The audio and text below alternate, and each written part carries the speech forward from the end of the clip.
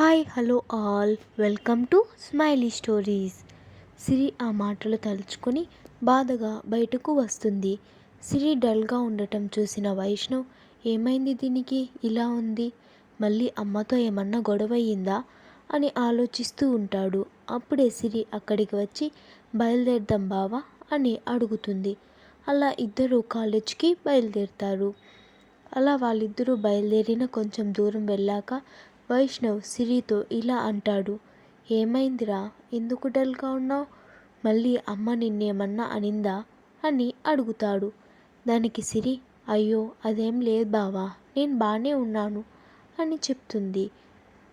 నువ్వు అబద్ధం చెప్పొచ్చు సిరి, కానీ నీ మొహం చూస్తే తెలిసిపోతుంది విషయం ఏమిటని. ఎందుకు నా దగ్గర అబద్ధాలు? ముందంటే నా దగ్గర అన్నీ దాచావు, ఇప్పుడు నాకు అన్నీ తెలుసు కదా, మళ్ళీ ఎందుకు నా దగ్గర దాచాలని చూస్తున్నావు? దాచే విషయం ఏమీ లేదు బావా, నాకు అత్తయ్యతో మామూలే కదా, నేను కూడా ఎక్కువ. ఇప్పుడు ఎలాగో నాకు విషయం తెలిసింది కదా, కాకపోతే ఏదైనా మాట అనినా వెంటనే కొంచెం బాధ అనిపిస్తుంది. తర్వాత నేను నార్మల్ అయిపోతాను. నువ్వు దాని గురించి ఎక్కువ ఆలోచించద్దు.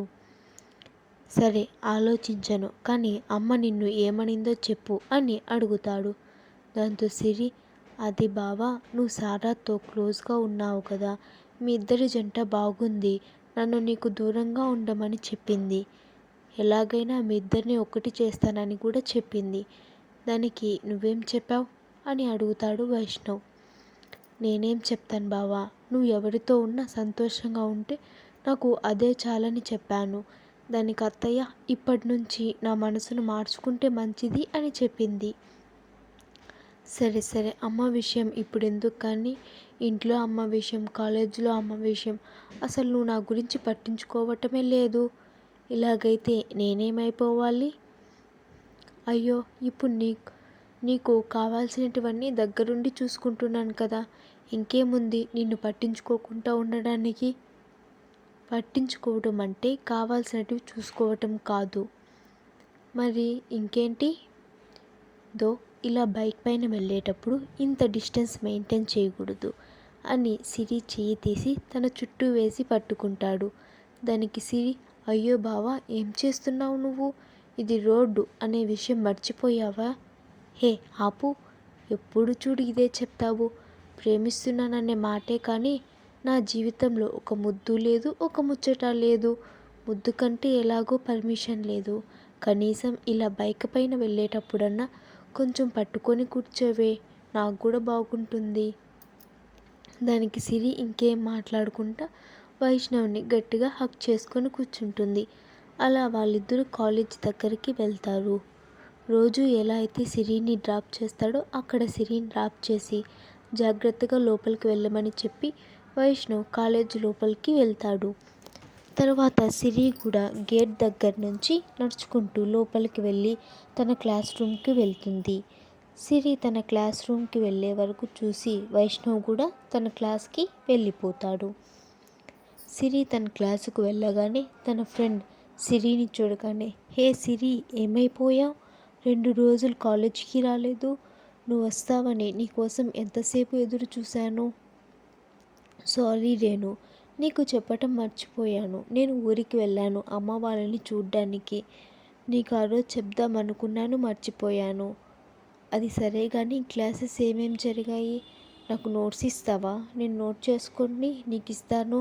ల్యాబ్ ఏమైనా జరిగిందా అని వరుసగా క్వశ్చన్స్ అడుగుతూ ఉంటుంది సిరి. దానికి రేణు, అబ్బా ఆపవే నీ క్వశ్చన్స్. 2 రోజులు ఊరికి వెళ్ళేసి వచ్చావు, అక్కడ ఏం చేశావు, నా కోసం ఏం తెచ్చావు అని చెప్పకుండా క్లాసులు జరిగాయా, నోట్స్ ఇవ్వు అని అడుగుతావు. నువ్వు ఒట్టి తింగర మేలానివి. నిన్ను ఎవరు చేసుకుంటాడో కానీ వాడి పని గోవింద. నీకు లైఫ్ని ఎంజాయ్ చేయటమే తెలియదు. ఎంతసేపు చదువు చదువు అంటుంటావు. ఇంట్లో ఏమన్నా ఫుడ్ తింటావా, లేకపోతే అక్కడ కూడా చదువునే తింటావా అని అంటుంది రేణు. దానికి సిరి, ఏంటి నీ కంటికి నేను ఎలా కనిపిస్తున్నాను? పోనీ కదా పాపం అనుకుంటే రెచ్చిపోయి మాట్లాడుతున్నావు. అసలే మా అమ్మ చాలా పిండి వంటలు ఇచ్చి పంపించింది. సరే నువ్వు ఇలా మాట్లాడేటప్పుడు నీకెందుకులే ఆ పిండి వంటలు? ఏంటి మీ అమ్మగారు అడిగి పిండి వంటలు తెచ్చావా? మరి ఆ విషయం చెప్పకుండా చెత్తవాగుడంతా వాగుతావే. నీకు కావాల్సిన నోట్స్ తీసుకొని నాకు నా స్వీట్స్ ఇచ్చేయి. ఒసే దొంగ మొహమా, నీకు తిండి ఉంటే చాలు, ఎవరు ఏమైపోయినా నీకు అవసరం లేదు కదా. అలా వాళ్ళిద్దరూ సరదాగా మాట్లాడుకుంటూ ఉంటారు. అప్పుడే క్లాస్కి సార్ రావడంతో సైలెంట్ అయిపోతారు. తర్వాత బ్రేక్ టైంలో క్యాంటీన్కి వెళ్దామని ఇద్దరు కలిసి క్యాంటీన్కి వెళ్తారు. అక్కడికి వెళ్ళేసరికి చాలామంది ఉంటారు. హే సిరి, అక్కడ చూడు, ఏదో జరుగుతున్నట్టుంది. చాలామంది ఉన్నారు. పద, ఏం జరుగుతుందో మనం కూడా చూద్దాం అని అంటుంది రేణు. దానికి సిరి, అవన్నీ మనకెందుకే, మన పని మనం చూసుకొని మనం క్లాస్కి వెళ్ళిపోదాం. నువ్వు ఎప్పుడూ ఇలాగే మాట్లాడతావులే, పద అని రేణు సిరిని అక్కడికి తీసుకొని వెళ్తుంది. తీరా అక్కడ చూస్తే వైష్ణవ్కి ఒక అమ్మాయి ప్రపోజ్ చేస్తూ ఉంటుంది. అది చూడగానే సిరి షాక్ అవుతుంది. ఆశ్చర్యంతో తన కళ్ళని పెద్దవి చేసి చూస్తూ ఉంటుంది. రేణు మాత్రం, హే అక్కడ చూడు, ఎవరో ప్రపోజ్ చేసుకుంటున్నారు, చాలా ఇంట్రెస్టింగ్గా ఉంది కదా అని తన పాటికి తను మాట్లాడుతూ ఉంటుంది. తర్వాత ఏం జరుగుతుందో తదుపరి భాగంలో చూద్దాము. మీకు స్టోరీ ఎలా అనిపించిందో కామెంట్ చేయండి. అలానే లైక్ చేయండి, షేర్ చేయండి, సబ్స్క్రైబ్ చేయడం అస్సలు మర్చిపోకండి. Thank you for watching. ఆ అమ్మాయి ప్రపోజ్ చేస్తే సిరి రియాక్షన్ ఏమనుకుంటున్నారో కామెంట్ చేసి చెప్పండి.